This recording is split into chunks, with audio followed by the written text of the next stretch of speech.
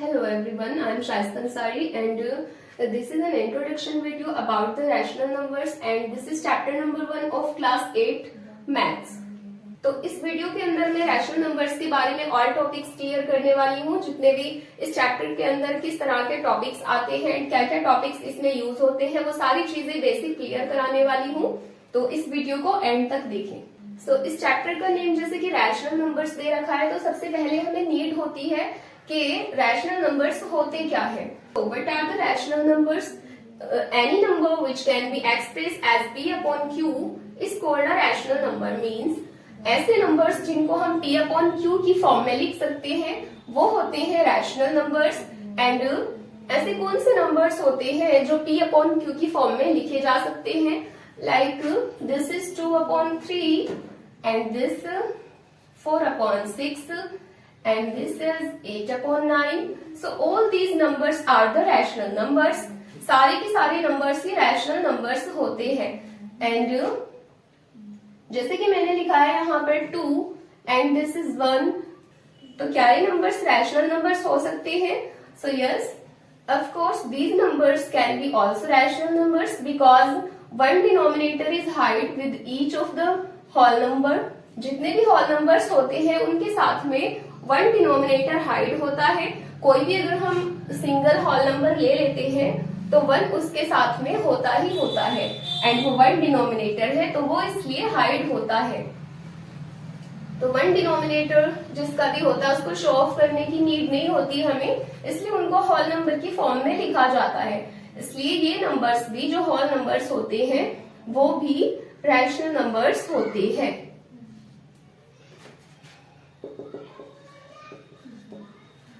And अब बात आती है जीरो की। तो जीरो क्या होता है? आखिर जीरो भी कोई रैशनल नंबर है? सो यस, जीरो भी एक रैशनल नंबर होता है बिकॉज जीरो के डिनोमिनेटर में भी वन हाइड है। तो इसलिए हम इस जीरो को 0 अपॉन 1 ना लिख करके जीरो की फॉर्म में लिख सकते हैं बिकॉज वन डिनोमिनेटर हाइड होता है हर एक होल नंबर के साथ में। बट रैशनल नंबर्स के अंदर एक चीज होती है, q should be not equals to 0। q की प्लेस पर 0 नहीं होना चाहिए, वो रैशनल नंबर नहीं होगा। So q should not be equals to 0 like this. बस q की प्लेस पर 0 नहीं होना चाहिए, अदरवाइज वो एक रैशनल नंबर नहीं होगा। So this is the next topic of this chapter and इस टॉपिक के अंदर है कुछ properties of rational number because rational number के अंदर कुछ प्रॉपर्टीज होती हैं। तो इसमें वन बाय वन को हम देखते हैं कि कौन कौन सी प्रॉपर्टीज इसमें यूज होती है। तो सबसे पहले हम बात करते हैं कम्यूटेटिव प्रॉपर्टी के बारे में। सो कम्यूटेटिव प्रॉपर्टी में क्या होता है? So in the commutative property it is a plus B equals to b plus a। Commutative property के अंदर a प्लस बी इक्वल होता है b प्लस a के। एंड वो किस तरह से इक्वल होता है उस चीज को हम प्रूव करते हैं। लाइक मैंने यहाँ पर लिया है 4 प्लस 7 एंड जैसे यहाँ पर है 4 प्लस 7, a की प्लेस पर 4 को ले लिया है एंड b की प्लेस पर 7 को ले लिया है।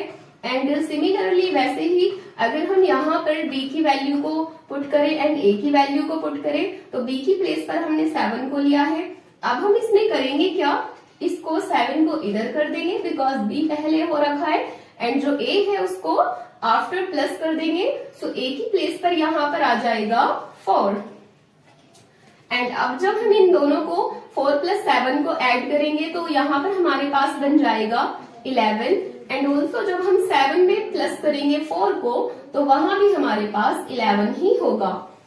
तो यहाँ पर ये जो कम्यूटेटिव प्रॉपर्टी है वो एडिशन के अंदर एप्लीकेबल हो सकती है। अभी जो हमने ये प्रॉपर्टी चेक की है वो एडिशन के अंदर की है, तो अगर हमारे पास यहाँ सेम आंसर आएगा that's mean commutative property is applicable in the addition. And अब हम इसी प्रॉपर्टी को चेक करेंगे सब्ट्रैक्शन के अंदर। तो जैसे कि हमने एडिशन के अंदर इस प्रॉपर्टी को यहाँ यूज किया था a plus b and b plus a में, वैसे ही सब्ट्रैक्शन में जब हम इसको चेक करेंगे तो सब्ट्रैक्शन में लिखेंगे a minus b will be equals to b minus a। And पहले इस चीज को हम चेक करते हैं कि क्या ये प्रॉपर्टीज में एप्लीकेबल होगी या नहीं। तो यहाँ पर हम a की प्लेस पे ले लेते हैं 8 को एंड b की प्लेस पर ले लेते हैं 3 को एंड बीच में माइनस है तो वहां पर हम माइनस ही यूज करेंगे। तो अब देखते हैं यहाँ पर कि b की वैल्यू को हमने लिया है 3, तो b की प्लेस पर पुट करेंगे 3 को। एंड यहाँ पर जैसे कि a है, तो जो a में हमने यहाँ पर लिया है उसी को हम यहाँ पर लेंगे। एंड यहाँ पर बीच में माइनस का साइन है, तो माइनस का साइन पुट कर देंगे। अब इन दोनों को हम सॉल्व करके लिख लेते हैं कि यहाँ पर 8 में से जब 3 को माइनस करेंगे तो कितना बचेगा, 8 में से 3 जब जाएगा तो यहाँ पर बचेगा 5। एंड यहाँ पर 3 में से 8 को सब्ट्रैक्ट तो नहीं किया जा सकता, तो बट जब 8 में से 3 को सब्ट्रैक्ट करेंगे तो यहाँ पर 5 बचेगा। लेकिन इसमें यहाँ पर जो 8 है वो ग्रेटर है, बट 8 यहाँ पर माइनस का है, तो यहाँ पर जो ये 5 बाकी बचा है वो माइनस का बचा है। That's mean 5 can't be equals to -5, and so we can say here commutative property can't be applicable in the subtraction। तो कम्यूटेटिव प्रॉपर्टी यहाँ पर सब्ट्रैक्शन के अंदर एप्लीकेबल नहीं होगी। एंड अब हम इसको चेक करते हैं मल्टीप्लीकेशन के अंदर। जैसे कि हमने एडिशन एंड सब्ट्रैक्शन में अभी तक a एंड b को लिया था, वैसे ही इस मल्टीप्लीकेशन में भी देखते हैं। तो मल्टीप्लीकेशन में हम लिखेंगे a into b will be equals to b into a, yes और नॉट। सो यहाँ पर हम a की जो वैल्यू लेंगे, तो जैसे कि मैंने यहाँ पर लिखा है a की प्लेस पर मैंने लिया है यहाँ 4, एंड इंटू का साइन है वो एज इट इज पुट कर देंगे। एंड जो b है, b की प्लेस पर मैंने ले लिया है यहाँ पर 3। एंड सिमिलरली b की प्लेस पर वही वैल्यू पुट करेंगे जो हमने फर्स्ट टर्म में यहाँ ली है। सो b की प्लेस पर रखेंगे इस 3 को, एंड a की जो वैल्यू है वो है 4, तो इंटू में यहाँ पर ले लेंगे 4। एंड अब यहाँ पर 4 इंटू 3 है, सो 4 3s are 12 and also 3 4s are 12।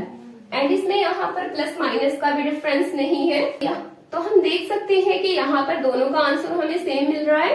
So we can say commutative properties applicable in the multiplication also. And अब इसमें से एक चीज और बाकी बची है हमारे पास। तो कम्यूटेटिव प्रॉपर्टी को हमने एडिशन, सब्ट्रैक्शन और मल्टीप्लीकेशन में चेक कर लिया है यहाँ पर। तो अब हमारे पास बची है डिवीजन। इसी प्रॉपर्टी को हम चेक करेंगे डिवीजन के अंदर। तो डिवीजन को लिख लेते हैं यहाँ पर। एंड डिवीजन के अंदर अब हम इस प्रॉपर्टी को किस तरह से चेक करेंगे, तो यहाँ पर मैंने लिया है 1/2 एंड डिवाइड बाय के आगे है 3/5। अब हमें यहाँ पर देखना है कि a divide by b will be equals to b divide by a, yes और नो। तो अब इस चीज को हम चेक करके देखते हैं कि क्या ये प्रॉपर्टी डिवीजन के अंदर एप्लीकेबल होगी या नहीं होगी।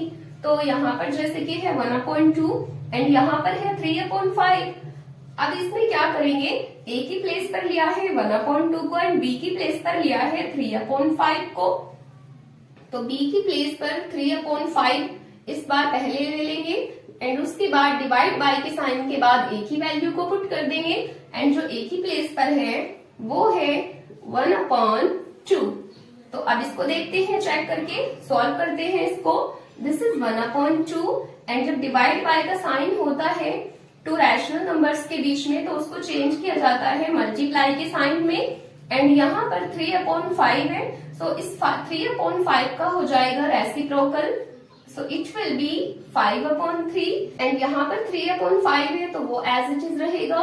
एंड इसको डिवाइड बाय के साइन को चेंज कर लेंगे मल्टीप्लाई के साइन में।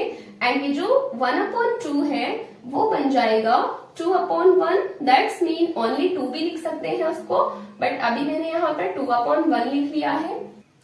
So this will be 5 1s are 5 and 3 2s are 6, and this 3 2s are 6 and 5 1s are 5. So we can see that 5/6 can't be equals to 6/5. That's mean commutative property is not applicable in the division. तो यहाँ पर हमने इस commutative property को addition, subtraction, multiplication and also division में यहाँ पर check करके देख लिया है। तो कम्यूटेटिव प्रॉपर्टी एडिशन में एप्लीकेबल है एंड मल्टीप्लीकेशन में एप्लीकेबल है, बट सब्ट्रैक्शन एंड डिवीजन में वो एप्लीकेबल नहीं हो सकती। एंड अब आते हैं अपने नेक्स्ट टॉपिक की तरफ।